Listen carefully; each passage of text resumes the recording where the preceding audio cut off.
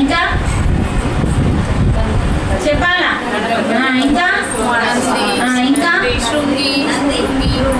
భృంగి, శృంగి, నంది అందరు ఉంటారు. ఇక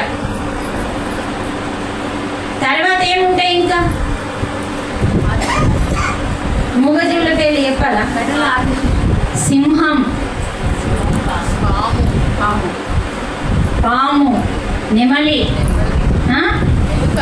ఎలుక, ఇవన్నీ ఎద్దు. సింహము దేన్నన్నా చూస్తే ఆగుతుందా? మరి కైలాసంలో ఎట్లా ఆగింది? అందుకని ఇవన్నీ చూడండి, మూగజీవులతో పాటు అక్కడ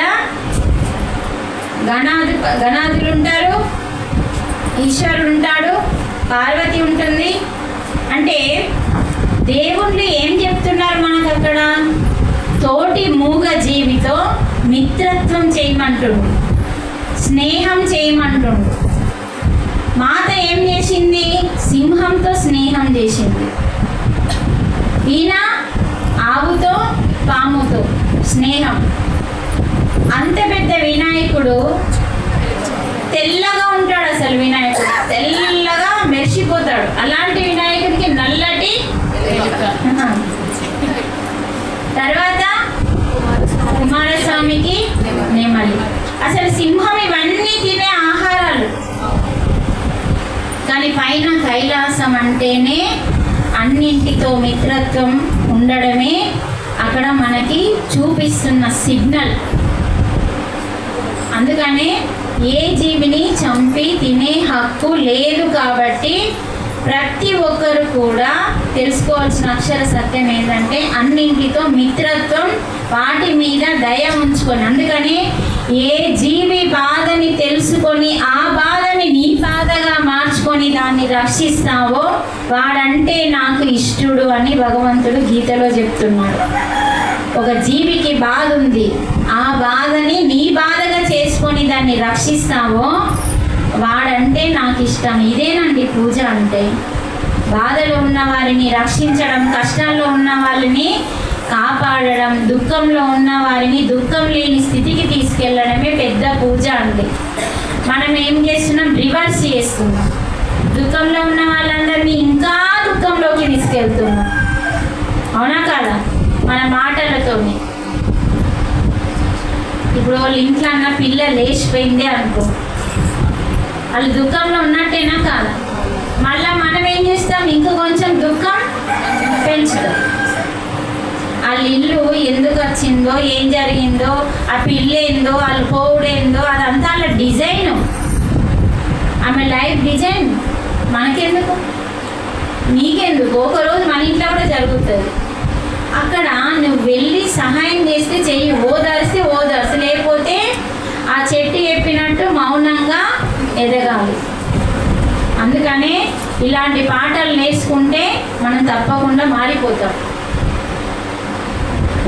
మనకి కైలాసం అంటే అన్నింటితో కలిసి ఉంటూ అన్నింటి యొక్క బాధని తన బాధగా భావించి రక్షించడమే నిజమైన కైలాస తత్వం అని చెప్పి గురుగీతలో ఉందండి. ఇదేమో భగవద్గీత. పార్వతీదేవిని నిమిత్తంగా మార్చుకొని శివుడు చెప్తాడు, ఇక్కడనేమో అర్జునుడిని నిమిత్తంగా చేసుకొని మనకు చెప్తాడు. అందుకని ఈ విషయాన్ని మనం గుర్తించాలి. ప్రతి ఒక్క జీవిని స్నేహితులతో మిత్రత్వంతో ఉంటూ వాటిని రక్షించుకుంటూ ఎప్పుడైతే మనం ఉంటామో కలిసి ఉండడమే కైలాసం. అర్థమైందా? కైలాసం పైన లేదు, పైన ఉంటుంది, కింద ఉంటుంది. ఎక్కడైతే కలిసి ఉంటారో జంతువులతో పాటు మనుషులు. అందుకని యోగులని గమనించండి. అంతెందుకండి, ఆదిత్యనాథ్ని చూసుకోండి, ఆయన ఎవరితో ఉంటాడు? ఎక్కువ శాతం పులులతో ఉంటాడు. ఆయన ఒక యోగీశ్వరుడు. ఇప్పుడంటే రాజకీయంలోకి వచ్చిండు, రాకన్నా ముందు మొత్తం పులులతో ఉండేవాడు అతను. అంటే ఆయన ఏ స్థితిలో ఉన్నాడు? పులిని కూడా కట్టడి చేసే స్థితికి వచ్చిండు ఆయన. చుట్టూరుగా ఆయన పులులు ఉంటే ఆయన తపస్సులో కూర్చుంటుండే. ఆయన దైవంగా మారిపోయింది కాబట్టి. అందుకని అలా యోగులు, మునులు, ఋషులందరూ వాళ్ళ చుట్టూరుగా ఉండేటి అన్నీ మూగజీవులే ఉంటాయండి. అందుకనే పత్రిజీ మూగజీవిని పక్కకు పెట్టుకోవడం కాదు, మూగజీవిని రక్షించాలి అని. నువ్వు ఒక మూగజీవిని పెట్టుకుంటే సరిపోదు కదా, అందుకని మూగజీవులన్నింటినీ రక్షించాలని జన్మ తీసుకొని వచ్చిన ఏకైక గురువే పత్రిజీ. మీరు గమనించండి, వేరే ఏ సంస్థలలో వెళ్ళండి, ఎక్కడైనా ఇంతగా శాకాహారం గురించి, ఇంతగా మూగజీవులని రక్షించే దాని గురించి అస్సలు చెప్పారు. చెప్పితే వాళ్ళు ఎక్కడ వెళ్ళిపోతారు అని చెప్పి సత్యం చెప్పారు. అసలు ఫస్ట్ పత్రిజీ ఏం చేసిందంటే ఓం శాంతికి వెళ్ళిండు, తర్వాత విపස්සనకు వెళ్ళిండు, తర్వాత రామకృష్ణ మఠంకి వెళ్ళిండు, హార్ట్ ఆఫ్ లివింగ్ వెళ్ళిండు. అంటే కొన్ని ధ్యానాలు ఉంటాయి కదా, ఈ ధ్యానాలన్నింటికి తిరిగిండు.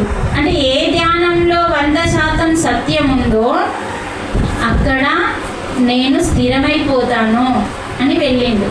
అన్నీ చెక్ చేసిండు. ఎక్కడ కూడా ధ్యానం నేర్పిస్తారు కానీ అహింసా మార్గం గురించి నేర్పించారు. అహింస పరమో ధర్మ అనే దాని గురించి, హింస చేయొద్దు, అహింసలో ఉండాలి అని ఏ సత్యం చెప్పని, అన్ని సొసైటీలలో సత్యం చెప్పట్లేదని చెప్పి పత్రిజీ బయటకు వచ్చి 100కు 100 సత్యాన్ని గొంతెత్తి, ప్రపంచానికి భయపడకుండా సత్యాన్ని గొంతెచ్చి అరిసి చెబుతానేనని చెప్పి మన యొక్క పిరమిడ్ స్పిరిచువల్ సొసైటీ మూమెంట్ని స్థాపించిండు 40 సంవత్సరాల క్రితం. అంతకుముందు అన్ని సంస్థలకు వెళ్ళిండు, ఎక్కడన్నా నేను ఉంటానని. ఎక్కడ సత్యం లేకపోయేసరికి ఆయననే. అందుకనే ఈ యొక్క జగత్తులో ఏ మూగజీవి తినడం కోసం చావకుండా ఎప్పుడైతే ఆగిపోతుందో అప్పుడు శాకాహార జగత్ అవుతుంది, అప్పుడే మానవాళికి సుఖం అనేది ఉంటుంది అని చెప్పి ఆయన భూమి మీదకి వచ్చింది. ఇప్పటికీ చాలామంది, కొన్ని లక్షల మందిని మనం శాకాహారులుగా మారిపోయినాం. మనతో పాటు ఎందరో మందిని మార్చాం. అంటే సాధ్యమైనంత వరకు సగం లెవెల్ వచ్చేసింది. అందుకని ఈ కరోనా టైంలో ఏం చేసిండ్రు, చాలామంది శాకాహారులుగా మారిపోయింది. ఫస్ట్ మనం ధ్యానం చేస్తే మనం బాగుపడతాం. శాకాహారిగా మారిపోతే మన పాపం పోతుంది, అలాగే లోక కళ్యాణం జరుగుతుంది. అందుకని ఫస్ట్ మనం తినడం మానేయాలి, హింస మానేయాలి. హింసని చూడు అన్నాడు, హింసని వదలండి. అసలు ఆ పేరులోనే ఎంత భయంకరం ఉంది హింస. హింస చేస్తున్నాం, మనం ఇబ్బంది పెడుతున్నాం, వాటిని ఇబ్బంది పెట్టి చంపి తింటున్నాం. ఎక్కడ ఏ శాస్త్రాలలో మీరు పోషమ్మ గుడికి వెళ్ళి ఏం చేయాలి అంటే మీలోని జంతు గుణాలని బలి ఇవ్వమని చెప్పింది అమ్మవారు. పోషవ మైషవ మారవ అందరూ కలిపితేనే పార్వతీదేవి. మరి పార్వతీదేవికి మనం ఎక్కడన్నా పెడతామా? గౌరీమాత కదా, మాంసం పెడతామా? లక్ష్మీమాత ఆమెనే, సరస్వతి మాత ఆమెనే, దుర్గా ఆమెనే, ప్రతి ఒక్క స్త్రీ ఆమెనే, గాయత్రి అంతా ఒకటి. అలాంటి శ్రీమాత్రే నమః.